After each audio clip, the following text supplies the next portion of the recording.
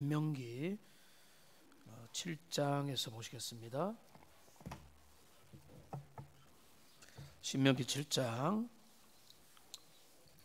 1절에서 5절까지 말씀을 한 절씩 교독해서 읽겠습니다. 내 하나님 여호와께서 너를 인도하사 내가 가서 차지할 땅으로 들이시고 내 앞에서 여러 민족 헷 족속과 기르가스 족속과 아모리 족속과 가나안 족속과 브리스 족속과 히위 족속과 여부수 족속 곧 너보다 많고 힘이 센 7 족속을 쫓아내실 때에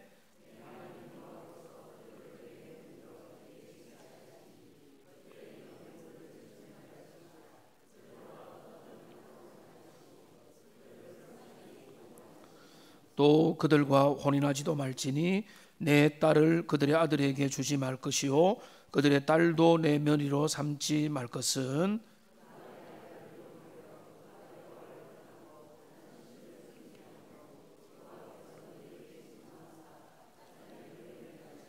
함께합니다.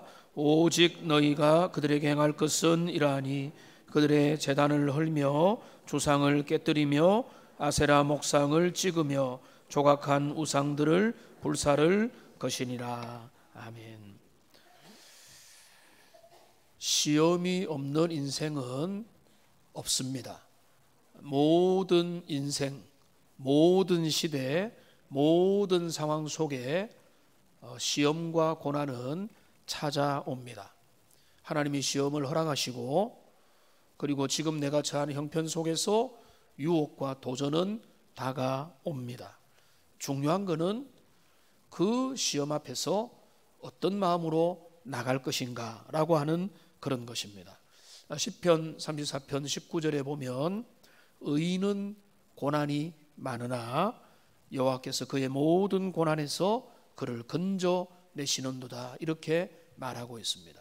의인에게 고난이 면제되는 게 아니고 역경과 도전이 면제되는 게 아니고 그 많은 고난에서 의인은 7번 넘어지더라도 다시 일어서는 용기를 얻고 주님이 주시는 힘으로 달려가는 것입니다. 그러니까 우리는 제가 말씀을 의지해서 기회가 되는 대로 자주 말씀드렸지만은 고난과 유혹과 역경이 왜 내 주변에 있느냐를 묻지 말고 나는 그 앞에서 어떻게 그 모든 것들을 헤쳐나가고 있는가를 물어야 되는 것입니다. 그게 우리 신앙의 모든 세대 신자들에게 요구되는 그런 본질입니다.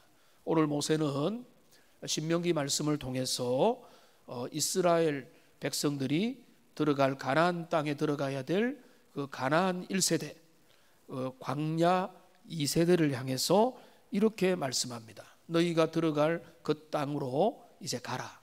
내가 너희에게 약속한 그 땅을 너희에게 주리라. 근데 그 땅에 가면 그 너희들 앞에는 7 장대한 족속들이 있을 것이다. 그 7 족속의 이름들이 1절에서 쭉 나온 것입니다.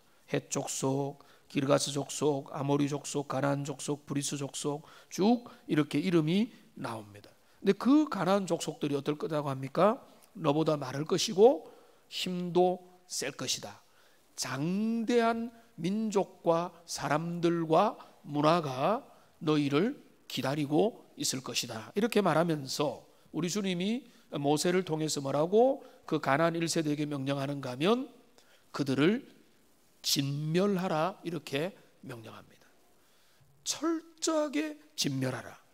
그러니까 그 진멸하라고 하는 내용들이 여기 구체적으로 나오거든요. 어떤 언약도 맺지 말고 그들을 불쌍히 여기지도 말고 혼인하지도 말라 이렇게 이야기를 합니다. 그게 진멸의 그 구체적인 너희가 가나안 땅에 들어가면 그들과 언약도 맺지 말고 그들과 결혼도 하지 말고 그들을 불쌍히 여겨서 봐주지도 말라. 엄격한 진멸을 명령하십니다. 그 이유가 뭐죠? 그 이유는 있습니다. 그 이유가 이제 잘 나와 있는데 그 이유는 뭔가 하면 그들이 너희와 너희 자녀들을 유혹할 것이기 때문이다 라고 4절에서 말을 합니다. 그가 내 아들을 유혹하여. 그러니까 가나안 땅에 들어가면 그 땅에 있는 장대한 민족과 오래된 문화와 그 세대의 패턴들이 너희와 너희의 자녀들을 흔들 가능성들이 높고 너희는 그 유혹 앞에 고스란히 노출되게 될 것이다. 그 유혹을 잘못 받으면 어떻게 됩니까? 그 결과가 여기 나오죠. 4절에 그가 여호와를 떠나고 유혹받아서 여호와를 떠나고 다른 신들을 섬기고 하나님이 진노하고 너희는 주님 앞에 징계를 받게 될 것이기 때문에 그것을 너희가 조심하라고 하는 그 명령이 뭔가 하면 너희는 철저 진멸을 하라 이렇게 명하고 있는 것입니다. 그러니까 하나님께서 진멸을 명령하시는 데에는 거기에는 하나님의 깊은 의도가 있습니다. 우리가 우리의 욕심을 죽이고 죄를 죽이고 본능을 죽이고 옛사람을 죽이고 우리 모든 것들을 죽여가라라고 하면은 죽이지 않으면 그것이 살아서 우리를 장악하고 다스리고 우리를 하나님에게서 멀어지게 할 것을 주님은 너무나 잘 알고 있기 때문에 하나님이 그렇게 명령하신 겁니다. 땅에 있는 지체를 죽여라. 땅에 있는 모든 옛사람의 것들을 죽여라라고 주님이 명령하는 것은 그거를 죽이는 시도와 열정과 애를 쓰는 것을 통해서 신자는 살아나고 주님 앞으로 가고 할 수밖에 없다는 것입니다. 내가 세상에 누릴 거, 세상의 즐거움들 다 가지고 내가 하나님도 사랑하고 이것은 거의 불가능하다는 거예요. 주님이 잘 알기 때문에 너희가 가나안에 들어가면 너희는 유혹을 받게 될 거다. 자, 이게 이제 오늘 본문의 내용입니다. 근데 오늘 본문에 본문을 통해서 우리가 살필 주제는 좀 다릅니다. 그 주제는 뭔가 하면 가나안 땅 축복의 땅에 들어가니까 새로운 시험이 그들을 기다리더라는 겁니다. 이전에는 없었던 애굽과 광야에서는 없었던 새로운 유형의 시험이 그들 앞에 주어져 있는데 그 시험의 본질을 한마디로 말하면 유혹입니다. 유혹. 문화가 유혹하고 세력이 유혹하고 그 부요함이 그들을 유혹하는 것. 그러니까 새로운 유혹거리가 그들 앞에 다가온다는 것입니다. 근데 우리가 시험의 종류를 좀 잘 알 필요가 있습니다.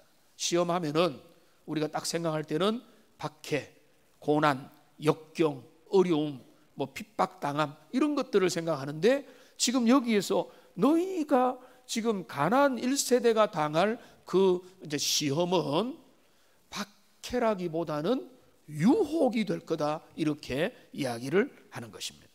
그래서 저는 이 말씀을 통해서 우리의 성경 지식과 우리의 삶을 좀 확장해서 세대도 확장하고 역사도 확장해서 인생이 반드시 직면해야 될 그 사실을 우리가 살펴보는 그런 시간이 되면은 좋겠습니다. 자, 그러면 너희가 약속의 땅, 축복의 땅 가나안에 들어가도 거기에 유혹이 존재한다는 그 사실을 통해서 우리가 알 수 있는 첫 번째 교훈은 뭔가 하면 시험이 없는 시기와 세대는 없다는 것입니다. 모든 시기, 모든 백성들에게 유혹과 공격과 시련은 계속됩니다. 그러니까 우리는 시험 면제다라고 할 수 있는 날들은 이 땅에서 있습니까? 없습니까? 그건 없습니다. 만일 우리가 왜 내가 지금도 예수님 믿고 신앙생활 편하게 하는 게 어려운가? 시험 때문에 그렇습니다.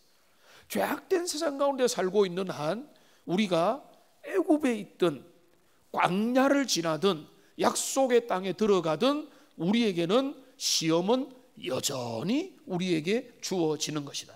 여러분, 시험을 만나거든 이상한 일로 여기지 않기를 바랍니다. 나는 왜 이런 어려움을 당하느냐가 아닙니다.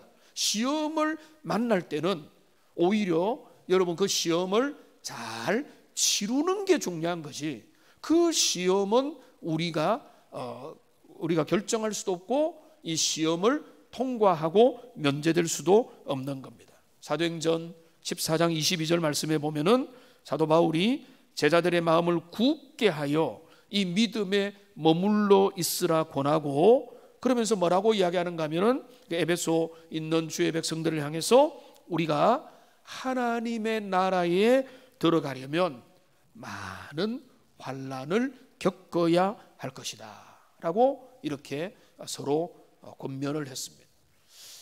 우리가 주님의 나라에 완전히 들어가기 전까지 환난과 역경과 비바람을 맞을 거다라는 게 위로가 됩니까? 절망이 됩니까? 여러분, 우리가 이것을 명심한다면 오히려 우리의 담대함의 기초가 될 수 있습니다. 우리가 당하는 어려움은 이상한 일이 아니고 모든 하나님의 백성들은 이 땅을 살아가면서 피할 수 없는 역경과 도전과 시험이 있구나. 그러니까 우리 주변에 어려움이 있으면 이상한 일 당하는 것이 아니라 주님이 우리에게 허락하신 삶의 과정이구나 라고 하는 것을 깨달아 나가면 되겠습니다.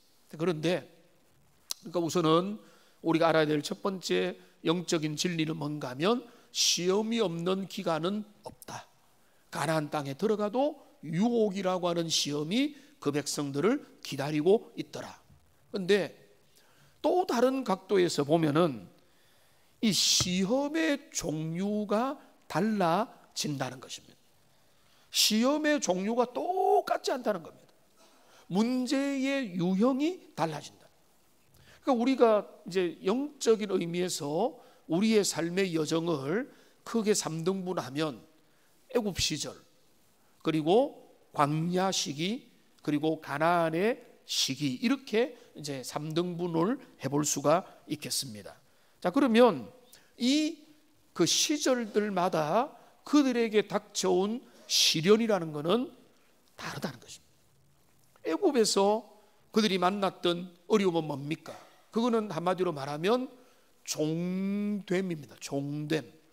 노예 생활하고 핍박당하고 멸시당하고 존재를 거부당하고 완전히 그 진짜 사람 이하의 취급을 받기도 하고 손가락질도 당하고 자유는 없는, 그러니까 종된 삶의 그 자리에서 당하는 어려움이 있는 것입니다. 그러니까 그들은 자유를 잃어버린 그 상황 가운데서 진짜 모든 그 노예됨에서 시험을 당하는 것, 이게 애굽에서 당하는 시험의 본질이라고 볼 수가 있겠습니다.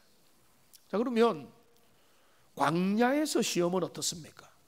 광야에서 만난 시험은 주로 어떤 거죠? 그거는 불편함과 불투명함의 시험입니다. 그러니까 먹고 사는 게 불편합니다. 모든 게 정해져 있지가 않습니다. 그리고 메뉴도 별로 없습니다. 메뉴가 눈 뜨면 또 만나, 아니면 메추라기, 이런 것들입니다. 우리가 볼 때는 메추라기 맛있겠다. 근데 그거를 하루 이틀이 아니라 계속 먹으면 입에서 물려가지고 새로운 걸 먹고 싶은 이런 마음이 드는데, 그 광야는 뭔가 하면은 먹는 거, 그 다음에 입는 거, 그 다음에 거주하는 거, 이런 면에서 안정성이 확보가 안 되고, 그 다음에 또 뭡니까? 갈 길들이 주님이 인도한다고는 했지만 막연한 거예요. 그러니까 뭡니까? 불안한 겁니다. 어디로 갈지, 잘 가고 있는지, 그냥 인도받아서 가면 되는지 계속 불투명하니까 거기에 시험의 본질이 있는, 광야에서는 불신이라고 하는, 그러니까 주님의 명령을 따라서 그냥 따라만 가면 되는데, 믿고 따라가면 되는데 얼마 남았어요? 계속 아이들이 묻고, 다 와갑니까? 묻고, 진짜 이 길이 맞습니까? 묻는 것처럼 우리 그 이스라엘이 광야에서 만난 시험은 뭡니까? 불편함이고, 거기에서 주로 어떤 것들이 나옵니까? 원망하고 불평하고 불신앙으로 나가고 당을 지어서 돌아가려고 하고 뭐 이런 것들이 광야에서 쏟아져 나오는 그런 시험의 종류들이라는 것입니다. 그런데 거기에 비해서 가나안 땅에 들어가면은 그 시험의 그 공격의 종류가 또 바뀝니다. 그 가나안 땅은 결국 뭔가 하면 유혹입니다. 유혹, 문화적인 공격, 세력의 공격, 주변에 어떤 세워진 문명이 일으키는 공격. 그래서 그 문명에 기웃기웃거려서 문명을 따라가려고 하는, 가나안에서 정착해서 뭔가 이제는 식물을 거두고 뭐 포도나무에 소출을 얻고 곡식을 얻고 풍요해질 때, 그때 너희는 여호와를 잊어버리지 않도록 너희는 조심하라. 신명기의 교훈이잖아요. 그러니까 가나안 땅에 들어가면 그 유혹, 그 시험의 본질이 뭔가 하면 유혹을 받는 것입니다. 특별히 풍요의 유혹입니다. 잘 먹고 잘 살게 되니까 결국은 어찌 되는가 하면은 주변 가나안 문화에 동화되어 버리고, 그러니까 결국은 하나님의 거룩한 백성으로서의 특별한 구별점을 잃어버리게 되는 그런 내용입니다. 이게 애굽에서 당했던 시험의 성격과 광야에서 당했던 시험의 성격과 가나안에서 맞이하게 되는 시험의 성격들이 다 다르다는 것입니다. 자, 그러면 다르면 대응법도 달라야 된다는 것입니다. 아침을 먹으면서 잠시 뉴스를 보니까 미국하고 이런 데 한파가 폭설이 쏟아져 가지고 내려가지고 벌써 수십 명이 죽었답니다. 차 타고 나가다가 엎어져 가지고 죽고, 밖에 나가면은 진짜 어떻게 될지 40명 이상이 폭설로 그 선진국에서 죽었으니, 근데 그 폭설에 대비하는 그 마음은 내리치는 폭염을 대비하는 것과는 완전히 달라야 되는 거죠. 폭설은 뭡니까? 그 차 운행을 조심하고 몸의 온도가 떨어지지 않도록 잘 유지를 하고, 그리고 가능하면은 그 안전지대에 있는 게 폭설을 피하는 거라면, 폭염은 전혀 다르죠. 옷을 두껍게 입는 게 아니라 아주 뭐 너무 찹지는 않더라도 물을 꾸준하게 먹어주면서 온도가 유지되도록 하는 그것이니까 전혀 다른 것입니다. 여러분, 우리는 사계절의 변화가 있습니다. 봄, 여름, 가을, 겨울이 있습니다. 그런데 이 사계절을 우리가 반복하다 보니까 계절이 똑같다고 느끼지만은 우리가 자세히 보면은 변화무쌍합니다. 이 사계절의 변화 중에 봄, 여름, 가을, 겨울이 있고, 그 가운데 겨울에는 때로는 폭설이 내리고 아주 그 진짜 그 온도가, 기온이 내려가는 혹한기를 경험하기도 하고, 겨울에 막 그 비바람이 불면 얼마나 그 추위가 대단하겠습니까? 또 여름에는 주로 태풍이 몰려옵니다. 그런데 이 몰려오는 태풍은 시기 따라 모든 종류가 정해져 있는 게 아닙니다. 그러니까 이 남태평양과 여러 가지에서 이 태풍이 온갖 끝에 결합되어 가지고 크고 작은 그 태풍들을 불러 일으키는 거고, 그리고 어떨 때는 서리가 내리고 우박이 내리고, 또 다른 나라에 보면 허리케인이 막 그 온 나라를 훑고 지나가고, 쓰나미가 그 일본과 여러 그 동남아시아에도 흘러가서 우리가 놀랐겠지만은 쓰나미에 몇만 명이 죽는 일들이 일어나고 하는 게 지금 계절의 변화 속에서 나타나는 일이라는 겁니다. 이 변화들이 무상하면은 변화의 대응법도 달라야 된다, 이런 의미입니다. 여러분, 좀 쉽게 이야기를 좀 이제 여러분 이해를 하기 위해서, 여기 젊은 분들도 조금 있으니까 앞에 우리 청년부 올라온 친구들도 예배 같이 드리니까 너무 좋습니다. 그러니까 이제 젊은 분들이 있으니까 탁구 이야기를 조금만 하면은, 제가 할 수 있는 게, 설명할 수 있는 게 별로 없어가지고, 탁구에 보면 이 공의 구질이 다릅니다. 구질이 어떻게 다른가 하면, 평범한 공이 있습니다. 그 다음에 깎아서 보내는 커트볼이 있습니다. 그 다음에 앞으로 걸어서 보내는 드라이브성의 공이 있습니다. 크게 이 정도가 있습니다. 그냥 미는 평범한 볼과 카트에서 보내는 카트볼과 드라이브에서 하는 볼이 있는데, 초보자들과 좀 실력 있는 사람들이 싸우면은, 대결을 하면 초보자는 상대가 안 됩니다. 왜 상대가 안 되는가 하면 기본적으로 그 공의 성격을 구별을 못해요. 그러니까 맨볼은 맨으로 받아야 되고 카트볼은 같이 카트를 하거나 드라이브를 걸어서 받지 않으면은 이거는 깔리거나 이게 안 넘어가게 돼 있어요. 그러니까 이게 초보자들은 아무리 제가 열심히 넘기려고 해도 드라이브를 거는 공을 그냥 대면은 팽팽 다른데 나가버리고, 카트볼을 넘기려면은 땅으로 꺼져버리고, 이러니까 상대가 안 되는 것입니다. 근데 그 상대가 점점 맞추어지는 그 본질이 뭔가 하면, 공의 성격을 알아서 그대로 대응을 해주면 됩니다. 빨리 그냥 주면 빨리 그냥 넘기고, 카트로 주면 카트 또는 드라이브를 하고, 드라이브를 주면 조심해서 받거나 맞드라이브를 걸으면 됩니다. 이렇게 하면 탁구 전문가가 되고 수준이 올라갑니다. 무슨 말입니까? 구질이 다르다는 거죠.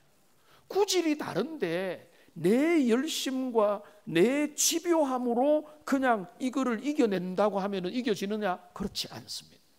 그 다른 공격은 제대로 된 방책으로 그거를 막을 때 그 공격을 넘어설 수 있고 계속 이어갈 수 있다, 이런 것입니다. 여러분 한번 눈을 크게 열어보면 애굽에서 당하는 고난과 광야에서 당하는 고난과 가나안에서 당하는 고난이 같은 고난이고 피할 수 없는 고난이지만은 이 고난의 유형과 성격이 다르더라는 것입니다. 그러니까 지금은 제가 한 10년 후에는 더 말할 수 있겠지만은, 지금은 예전에 비해서는 좀 더 많은 말을 할 수 있을 것 같습니다. 이런 말이 있잖아요. 너 늙어봤느냐? 나는 젊어봤다. 이런 말 알죠? 그런데 제가 늙어보진 않았지만은 이제는 장년기를 지나오니까 이전에 지나왔던 것들을 돌아볼 수는 있지 않습니까? 그러니까 노년기를 가면은 또 그 이전의 삶을 되돌아볼 수 있는데, 그게 무슨 말인가 하면 10대에 당하는 유혹과 어려움과 20대 또 결혼 전에 또 결혼을 해서 신혼에 맞닥뜨린 어려움과 위기와 또 중년과 장년에, 그리고 제가 또 나중에 겪게 될 노년에 감당해야 될 유혹과 위기는 한마디로 퉁쳐서 똑같아 이렇게 말할 수가 없는 것입니다. 다 성격이 다르고 대응법이 다르고 주제도 다르다는 것입니다. 10대들이 생각도 안 한 문제들을 50대만 넘어가면 모이면 무슨 이야기 합니까? 건강 이야기하죠. 약 먹는 이야기하죠. 미래 준비되는 이야기를 하죠. 그 주제가 바뀌었다는 겁니다. 그게 그들이 당하고 있는 고난이요, 유혹이요, 그런 어떤 주제가 그들에게 크게 다가온다는 것입니다. 그러니까 이거는 10대와 20대, 30대, 50대, 70대, 80대 인생의 계절들이 지나가면서, 삶의 시간들이 지나가면서 새로운 유혹과 새로운 고난과 새로운 어떤 시련 앞에 각 사람들이 서게 될 가능성이 높다. 이 두 가지를 같이 봐야 됩니다. 시험 없는 인생은 없다. 그러니까 모두가 시험을 당한다, 이 말도 맞지만 오늘 이 본문을 통해서 너희가 가나안에 가면은 유혹을 만날 거다라고 하는 것은 뭔가 하면 새로운 유형의 시험과 고난과 도전 앞에 너희가 서게 될 것이다, 뭐 이런 의미가 되겠습니다. 그러면 여러분에게 질문을 던져보면, 여러분 어떤 삶의 시기를 선택하고 싶습니까? 애굽에 있고 싶습니까? 광야에 있고 싶습니까? 가나안에 있고 싶습니까? 어떤 것이 여러분 쉽겠으며 어떤 것들이 여러분에게 유익하겠습니까? 여러분 두 가지로 말씀을 드립니다. 우선은 이 시험을 우리가 그 단계를 결정하지는 못한다는 사실. 어떤 사람은 애굽의 단계에서 그 노예와 종로됨과 해방되지 못한 가운데서 헤매고 고통 가운데 있고 저주스러운 상황을 벗어나기 위해서 애를 쓰는 사람이 있을 수 있고요. 어떤 사람들은 지금 광야길을 지나고 있는 그런 모습일 수도 있고, 어떤 사람들은 풍요를 경험하면서 또 내가 하나님을 모른다고 할까 하는 그런 풍요의 가나안 땅에 해당되는 그런 유혹의 단계에 있을 수도 있는 것입니다.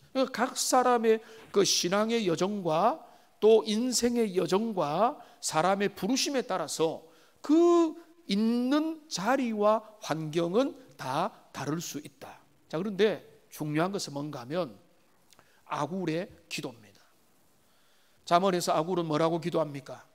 주님, 나로 너무 가난하게도 마시고 너무 부하게도 하지 마십시오. 너무 가난해서 주님을 모른다 할까 하며 너무 부요해서 주님을 잊어버릴까 합니다. 그런데 여러분 이렇게 자신하죠. 내가 부요해서 주님을 잊어버린 일은 없을 것 같아 이렇게 생각하지만 확률적으로 보면 주님 앞에 물질이 부요하고 잘 먹고 잘 살게 되면서 하나님을 떠나게 되는 민족과 개인이 부지기수입니다. 그러니까 배고픔이 어려우냐 배부름이 어려우냐. 그러니까 지금 아굴은 제일 본질적인 기도를 드린 거예요. 내 삶이 주님을 붙들고 살 수 있다면 그게 제일로 큰 기쁨입니다. 그래서 거기에서 배고픔, 지독한 가난이 내 그 믿음의 삶을 떠나지 않게 하시고 내가 너무 부요해서 배가 불러서 이제는 하나님에 대한 갈급함이 사라지는 그런 자리에 가지 않도록 해달라. 이렇게 아굴은 기도하는 거예요. 그러니까 어느 단계가 더 쉬우냐라고 말할 수 없어요. 모든 시험은 어렵습니다. 모든 시험은 또 그러면 그 어렵기 때문에 중요한 희망이 있습니다. 애굽에서, 광야에서, 가나안에서 시험은 똑같이 있고 종류는 다르고 계열은 다르지만은 시험을 이기는 길은 오직 하나인 줄로 믿습니다. 이게 중요한 거예요. 시험은 다릅니다. 시험의 주제도 다릅니다. 예수님이 당했던 그 시험을 통해서 우리에게 상징적으로 드러내는 것처럼 가나안의 시험도 있고 광야의 그 불투명한 시험도 있고 가나안의 풍요의 시험도 있지만은 이 모든 시험을 이기는 것은 오직 여호와를 의지하고 그분의 명령을 붙들고 주님 앞에 순종해 나갈 때, 그러니까 이 시험을 이기는 유일한 방책, 오직 유일무이한 방책은 성령의 능력이고 진리의 말씀이고 하나님의 말씀에 순종하는 걸 통해서 우리는 그 모든 시험을 이겨낼 수 있다는 것입니다. 우리는 묻고 싶습니다. 오늘 집사님도 그런 기도를 좀 하셨는데 오늘 말씀과도 사실은 좀 연결되는 건데요. 우리의 민족의 시대는 어느 시대를 살아가고 있는가?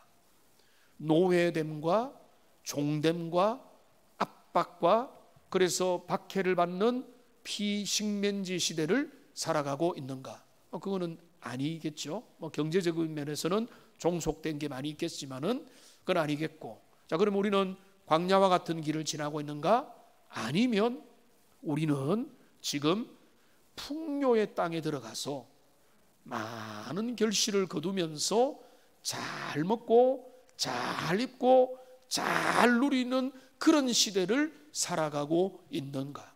이거는 국가와 민족과 우리 시대의 전체적인 단위가 있고 그 안에서 또 박탈감을 누리는 개인의 상황은 다를 수 있지만은 중요한 것은 우리 민족은 아마 지금 풍요의 시기를 그 이제 억압에서 벗어나서 자유를 누리면서 그 여정을 깔아간 광야길을 걸어가다가 어느 순간에 우리는 세계가 주목할 만한 풍요를 만났는데 여기에서 오히려 우리는 갈피를 못 잡고 헤매며 주소를 찾지 못하고 아주 힘들어하는 영적인 내리막길로 가고 있는 그런 상황이 아닌가, 이런 것들을 생각을 해보게 되는 것입니다. 그래서 오늘 우리 신자가 반드시 직면해야 될 사실이 있습니다. 그거는 시험 없는 인생은 없고, 그리고 그 시험의 종류는 다르기 때문에 우리는 항상 주님의 말씀을 붙들고 주님을 경외함으로 믿음으로 그 길을 걸어갈 때 거기에 승리의 비법이 있는 것입니다. 주님이 그것을 우리에게 말씀하셨습니다.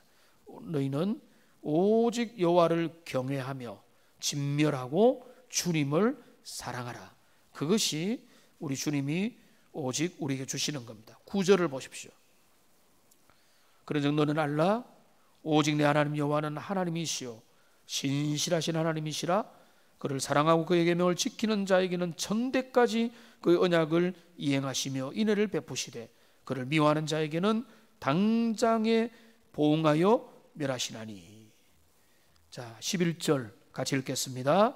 그런즉 너는 오늘 내가 내게 명하는 명령과 규례와 법도를 지켜 행할지니라. 아멘. 이 말씀을 맺겠습니다. 기독교 신앙은 오늘 살아가는 나에게 해답이 될 수 있는가? 기독교 신앙과 말씀의 진리는 우리의 지금의 문제에 해답이 될 수 있는가? 하나님의 말씀은 우리에게 분명히 말합니다. 너희가 애굽에 있든 너희가 광야에 통과하든 너희가 풍요의 시대를 경험하든 너희가 하나님 앞에서 믿음으로 복받으며 사는 길들은 바로 내 말씀을 지키는 데 있다라고 우리 주님은 분명히 말씀하십니다. 이것을 통해서 우리의 영적인 핵심을 붙들고 흔들리지 말고 각자의 시대 가운데 각자에게 닥쳐진 다른 고난과 역경들 가운데서 믿음을 붙들고 주님 앞에 나아가는 하나님의 사람들 다 되시기를 주님의 이름으로 축원합니다. 기도하겠습니다.